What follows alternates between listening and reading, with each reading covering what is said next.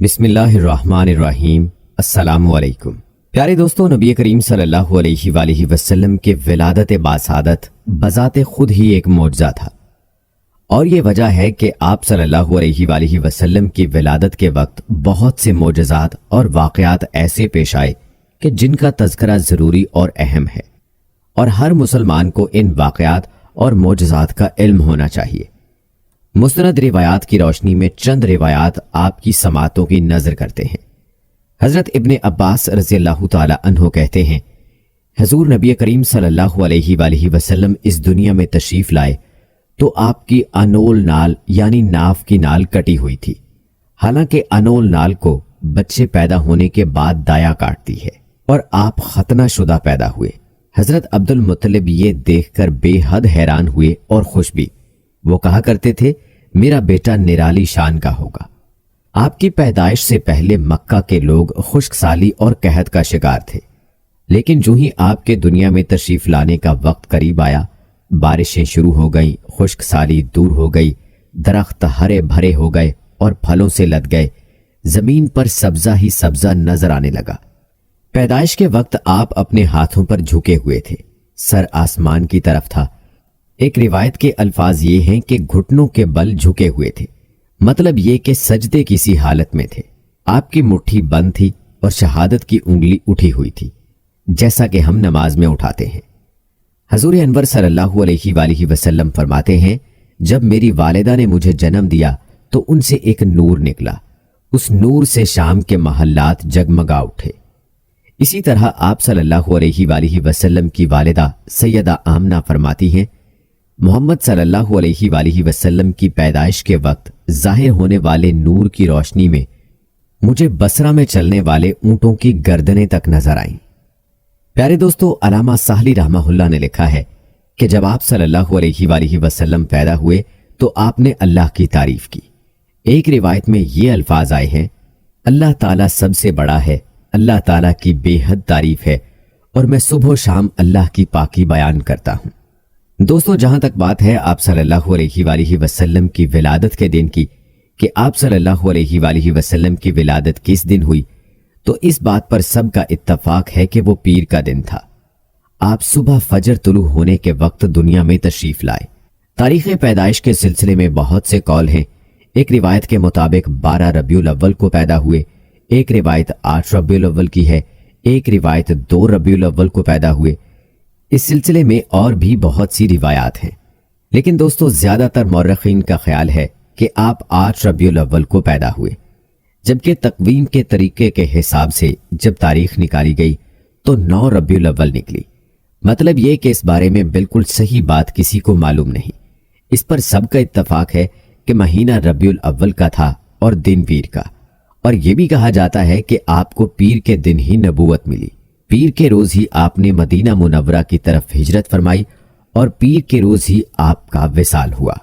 پیارے دوستو، یاد رہے کہ ماہ ربیع الاول کو جو غیر معمولی تقدس، عظمت اور شان ملی ہے، اس کی وجہ فخر دو عالم، شافع محشر، سرور کائنات، سرور دو جہاں، ہادی عالم، ساقی کوثر، سرور کونین، فخر موجودات، صاحب لوح و قلم، نیر اعظم، سید عرب و عجم، صبح درخشاں، شاہ محبوب رب العالمین، سید المرسلین، تاج الانبیاء، بشیر و نذیر، سراج منیر، امام الانبیاء، آفتاب دو عالم صلی اللہ علیہ وآلہ وسلم کا اس ماہ میں حضرت آمنہ کے آنگن میں چاند بن کر طلوع ہونا ہے۔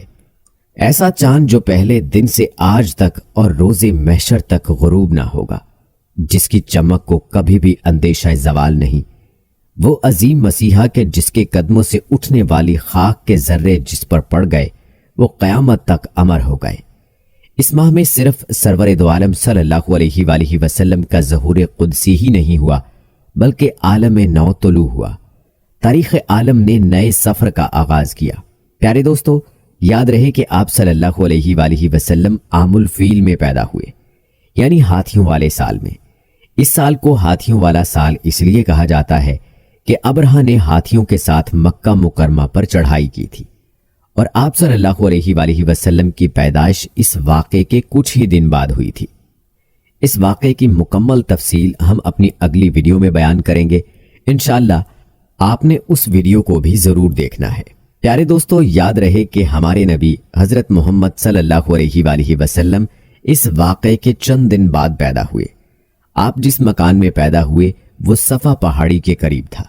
حضرت کعب احبار رضی اللہ تعالی عنہ روایت کرتے ہیں کہ میں نے تورات میں پڑھا تھا کہ رسول اللہ صلی اللہ علیہ وآلہ وسلم کی پیدائش مکہ میں ہوگی۔ دوستو، آپ کو بتاتے چلیں کہ کعب احبار پہلے یہودی تھے، اس لیے تورات پڑھا کرتے تھے۔ پیارے دوستو، روایات میں آتا ہے کہ دنیا میں آتے ہی حضور اکرم صلی اللہ علیہ وآلہ وسلم روئے۔ حضرت عبد الرحمن بن عوف رضی اللہ تعالی عنہ کی والدہ کہتی ہیں کہ جب حضرت آمنہ کے ہاں ولادت ہوئی تو میں وہاں موجود تھی۔ آپ صلی اللہ علیہ وآلہ وسلم میرے ہاتھوں میں آئے۔ یہ غالباً دائیا تھی، ان کا نام شفا تھا۔ فرماتی ہیں جب آپ میرے ہاتھوں میں آئے تو روئے۔ آپ کے دادا حضرت عبد المطلب کو آپ کی ولادت کی اطلاع دی گئی۔ وہ اس وقت خانہ کعبہ کا طواف کر رہے تھے۔ اطلاع ملنے پر گھر آئے، بچے کو گود میں لیا۔ اس وقت آپ کی والدہ نے ان سے کہا، یہ بچہ عجیب ہے، سجدے کی حالت میں پیدا ہوا ہے، یعنی پیدا ہوتے ہی اس نے پہلے سجدہ کیا، پھر سجدے سے سر اٹھا کر انگلی آسمان کی طرف اٹھائی۔ دوستو، کہتے ہیں حضرت عبد المطلب نے آپ کو دیکھا، اس کے بعد آپ کو کعبہ میں لے آئے، آپ کو گود میں لیے رہے اور طواف کرتے رہے، پھر واپس لا کر حضرت آمنہ کو دیا۔ آپ کو عرب کے دستور کے مطابق ایک برتن سے ڈھانپا گیا، لیکن وہ برتن ٹوٹ کر آپ کے اوپر سے ہٹ گیا۔ سبحان اللہ! اس وقت آپ اپنا انگوٹھا چوستے نظر آئے۔ دوستو، کہتے ہیں اس موقع پر شیطان بری طرح چیخا۔ تفسیر ابن مخلد میں ہے کہ شیطان صرف 4 مرتبہ چیخا۔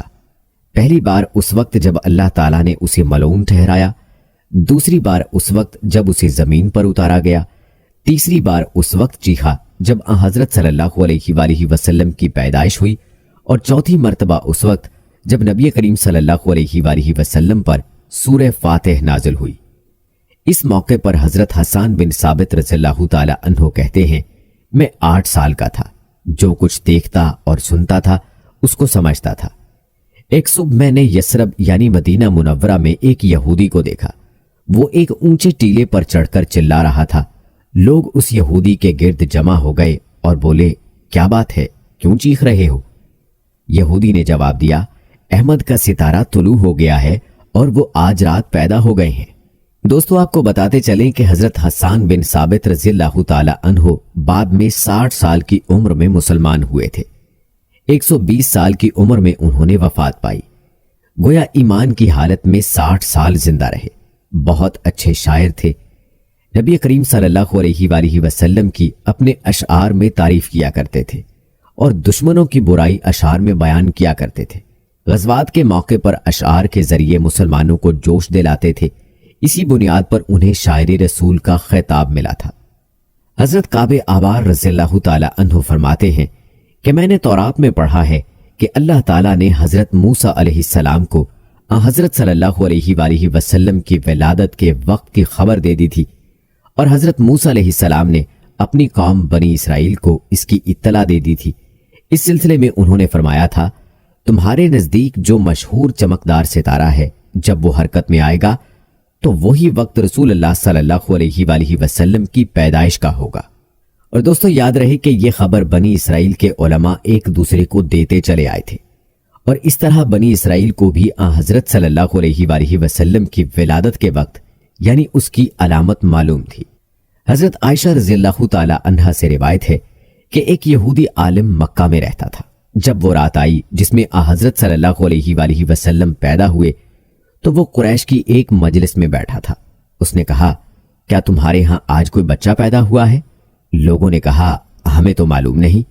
اس پر اس یہودی نے کہا، میں جو کچھ کہتا ہوں اسے اچھی طرح سن لو۔ آج اس امت کا آخری نبی پیدا ہو گیا ہے، اور قریش کے لوگوں وہ تم میں سے ہے، یعنی وہ قریشی ہے۔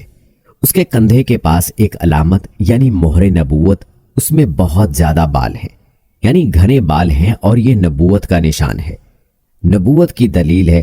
اس بچے کی ایک علامت یہ ہے کہ وہ 2 رات تک دودھ نہیں پیے گا۔ ان باتوں کا ذکر اس کی نبوت کی علامات کے طور پر پرانی کتب میں موجود ہے۔ علامہ ابن حجر نے لکھا ہے کہ یہ بات درست ہے۔ آپ نے 2 دن تک دودھ نہیں پیا تھا۔ یہودی عالم نے جب یہ باتیں بتائیں تو لوگ وہاں سے اٹھ گئے۔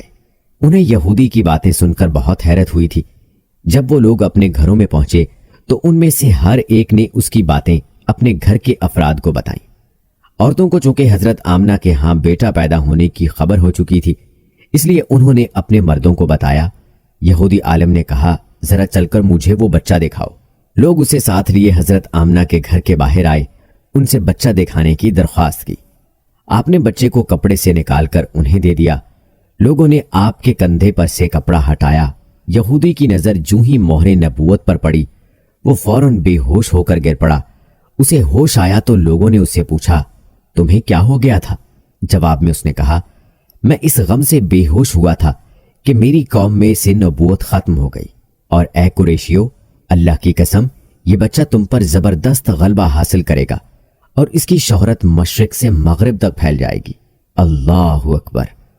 دوستو، یہ ہے شان ہمارے پیارے آقا صلی اللہ علیہ وآلہ وسلم کی کہ آپ صلی اللہ علیہ وآلہ وسلم اپنی پیدائش کے ساتھ ہی نبوت کی نشانیاں لے کر پیدا ہوئے، اور آپ صلی اللہ علیہ وآلہ وسلم کی ولادت کی نشانیاں اور آپ صلی اللہ علیہ وآلہ وسلم کی رسالت کی نشانیوں کے بارے میں لوگ پہلے سے مطلع تھے۔